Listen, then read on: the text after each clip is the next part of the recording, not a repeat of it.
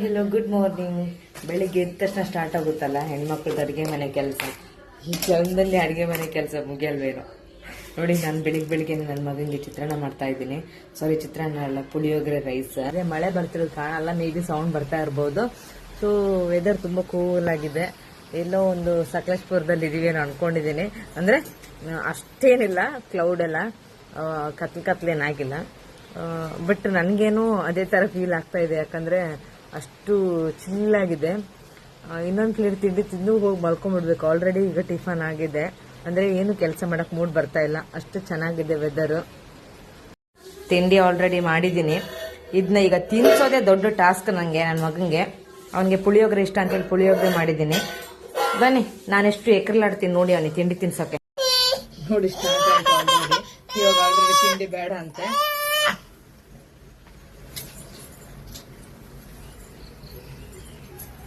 ಹಂಗೆ ಇದೆ. ಅಂತೂ ಸಾಹಸ ಪಟ್ಕೊಂಡು ಹೋಗಿ ತಿಂಡಿ ತಿನ್ಸಾಯ್ತು. ಇವಾಗ ಮಧ್ಯಾಹ್ನದವರೆಗೆ ಸ್ಟಾರ್ಟು. ಕ್ಯಾಬೇಜ್ ಪಲ್ಯ, ಟೊಮೆಟೊ ಸಾರು, ಆಮೇಲೆ ಬಾಯ್ಲ್ಡ್ ರೈಸು. ನೋಡೋಣ, ಇನ್ನೂ ರಾಶಿ ಕೆಲಸ ಬಿದ್ದಿದೆ ಮನೇಲಿ. ಎಲ್ಲ ಕೆಲಸ ಮಾಡಿ ಆಮೇಲೆ ನಿಮ್ಮ ಜೊತೆ ಸಿಗ್ತೀನಿ. ನೋಡಿ, ಸದ್ಯಕ್ಕೆಲ್ಲ ಕೆಲಸ ಆಯಿತು. ಅನ್ನ ಮಾಡಿ, ಸಾಂಬಾರು ಮಾಡಿ, ಪಲ್ಯ ಮಾಡಿದೆ. ಸೊ ಆಮೇಲೆ ಎಲ್ಲ ಕೆಲಸ ಮಾಡಿಕೊಂಡು ಮಗುಗೆ ಸ್ನಾನ ಮಾಡಿಸಿ ನಂದು ಸ್ನಾನ ಆಯಿತು. ನಮ್ಮ ಅಪ್ಪ ಬರ್ತೀನಿ ಅಂತೇಳಿ ನಿನ್ನೇನು ಹೇಳಿದ್ರು. ಸೊ ಕಾಯ್ತಾ ಇದ್ದೆ ನಾನು ಮತ್ತೆ ನನ್ನ ಮಗ, ಯಾಕಂದ್ರೆ ಅಜ್ಜ ಅಂದ್ರೆ ತುಂಬಾ ಇಷ್ಟ ಅವನಿಗೆ. ಸೊ ಕಾಯ್ತಾ ಇದ್ವಿ. ಸೊ ಅಜ್ಜ ಬಂದ್ರಂತೆ, ನೋಡೋಣ ಕೆಳಗಡೆ ಇದ್ದೀನಿ ಬಂದೆ ಅಂತೇಳಿ. ಅಪ್ಪ ಬರ್ತಾರಂತ ಹೇಳ್ತಾ ಇದ್ದೆ. ಸೊ ಕಾಯ್ತಾನೂ ಇದ್ದೆ, ಬಂದಾಯ್ತು. ಇಷ್ಟು ತರಕಾರಿ ತಗೊಂಡು ಬಂದರೆ. ನಾವಿರೋದು 2 ಜನ, ಈಗ 12 ಜನಕ್ಕೆ ಹೋಗ್ತಿದೆ. 12 ಜನಕ್ಕಲ್ಲ, ನನಗೆ ಏನಾದರೂ ಇದು ಮಿನಿಮಮ್ ಒಂದು 2 ವಾರ 3 ವಾರ ತರಕಾರಿ ತೊಗೊಳ್ಳೋದು ಬೇಡ, ಅಷ್ಟಿದೆ.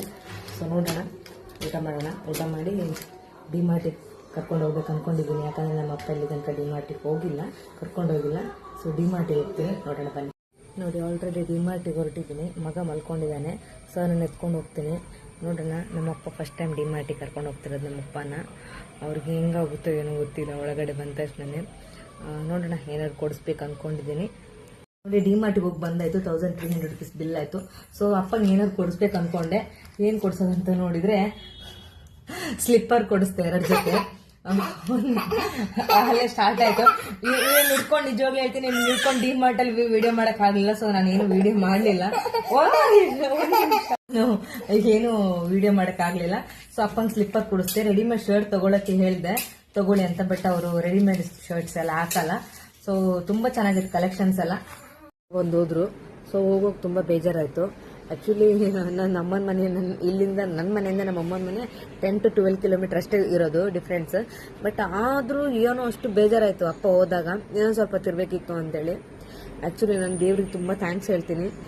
ಯಾಕಂದರೆ ನಂದು ಲವ್ ಮ್ಯಾರೇಜ್. ಮನೇಲಿ ತುಂಬ ಅಪೋಸ್ ಮಾಡಿದರು, ಬೇಡ ಅಂತೇಳಿ, ಬೇಡವೇ ಬೇಡ ಅಂತೇಳಿ. ಬಟ್ ಅವನ್ನೆಲ್ಲ ಎದುರು ಹಾಕೊಂಡು ಮದುವೆ ಆದೆ. ಬಟ್ ಥ್ಯಾಂಕ್ ಗಾಡ್, ನನ್ನ ಗಂಡ ನನ್ನ ತುಂಬ ಅಂದರೆ ತುಂಬ ಚೆನ್ನಾಗಿ ನೋಡ್ಕೊಳ್ತಿದ್ದಾನೆ. ನಿಜ ಹೇಳಬೇಕಂದ್ರೆ ನಾನು ಪುಣ್ಯ ಮಾಡಿದ್ದೀನೇನೋ, ಅಷ್ಟು ಚೆನ್ನಾಗಿ ನನ್ನ ಗಂಡ ನನ್ನ ಅಷ್ಟು ಚೆನ್ನಾಗಿ ನೋಡ್ಕೊಳ್ತಿದ್ದಾರೆ. ಬಟ್ ನನಗೆ ಅದ್ಯಾವುದೂ ಇಲ್ಲ.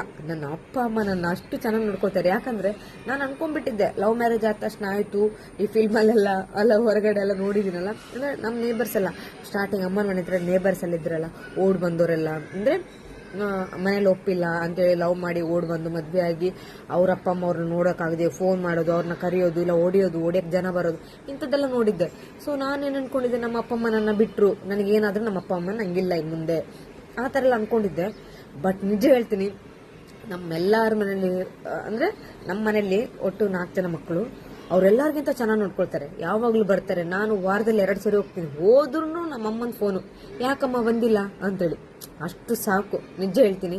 ಅಷ್ಟು ನೋಡ್ಕೊಳ್ತಾರಲ್ಲ, ಯಾರಿಗಿದೆ ಆ ಪುಣ್ಯ? ನಿಜ ಹೇಳ್ತೀನಿ, ಆ ದೇವ್ರಿಗೆ ಎಷ್ಟು ಥ್ಯಾಂಕ್ಸ್ ಹೇಳ್ಬೇಕನ್ನ. ಸೊ ನನ್ನ ಮಗ ನನ್ನ ವಿಡಿಯೋ ಮಾಡೋಕ್ಕೆ ಬಿಡ್ತಾ ಇಲ್ಲ ಇವತ್ತು. ಸೊ ಇದು ನನ್ನ ಫಸ್ಟ್ ವಿಡಿಯೋ. ಸೊ ಯಾರಿಗಾದರೂ ಇಷ್ಟ ಆದರೆ ಲೈಕ್ ಮಾಡಿ, ಶೇರ್ ಮಾಡಿ, ಸಬ್ಸ್ಕ್ರೈಬ್ ಮಾಡಿ. ನೋಡೋಣ, ಇದೇ ಥರ ಇನ್ನೂ ವಿಡಿಯೋನ ಕಂಟಿನ್ಯೂ ಮಾಡ್ತೀನಿ. ಅನ್ಕೊಂಡಿದ್ದೀನಿ ವಿಡಿಯೋ ಮಾಡಬೇಕು ಅಂತೇಳಿ. ನಾನು ಯಾರಿಗೋಸ್ಕರ ಏನು ವಿಡಿಯೋ ಮಾಡ್ತಿಲ್ಲ, ನಂಗೆ ಬೋರ್ ಆಗುತ್ತೆ ಒಂದು ರೀಸನ್. ಆಮೇಲೆ ಇನ್ನೊಂದು ರೀಸನು, ಮನೇಲಿ ಕೂತ್ಕೊಂಡ್ರೆ ನಾನು ಏನು ಮಾಡ್ತೀನಿ ಅಲ್ವಾ. ಸೊ ನನ್ನ ಲೈಫ್ ಸ್ಟೈಲ್ನ ನಾನು ನಿಮ್ಮ ಮುಂದೆ ಶೇರ್ ಮಾಡೋಣ ಅಂದ್ಕೊಂಡಿದ್ದೀನಿ. ಓಕೆ, ಬಾಯ್. ನನ್ನ ಮಗಂದು ಆಲ್ರೆಡಿ ಸ್ಟಾರ್ಟ್